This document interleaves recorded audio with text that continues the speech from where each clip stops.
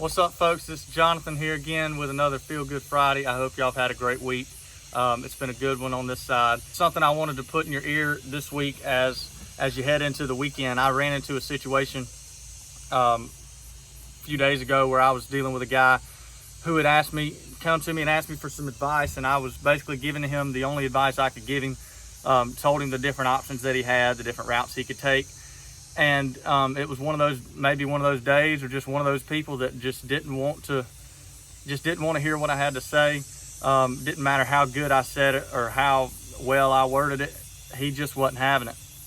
And so that kind of got me thinking. I mean, it sat on me for a few days. I mean, I'm one of those that I let things eat at me.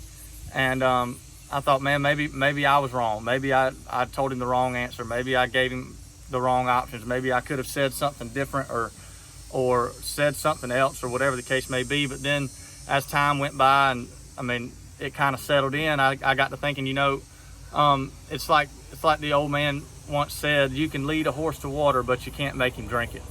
And so, I mean, there are people that we deal with every day. There are people that you deal with every day in your family, in your life. I mean, just in general, that ask you for advice, that ask you for different things, that ask you for help, or whatever the case may be.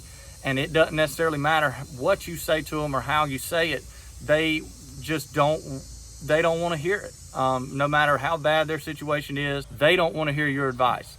And I've learned that instead of wasting your time repeating the same thing over and over and telling them, this is what you need to do, this is what you need to do, this is what you need to do, sometimes you just got to leave the situation alone.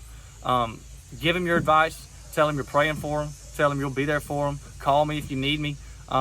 Be that kind of person, but at the same time, you got to live your life. You can't let the things that are distracting them, whatever, I mean, all that stuff, you can't let that get to you.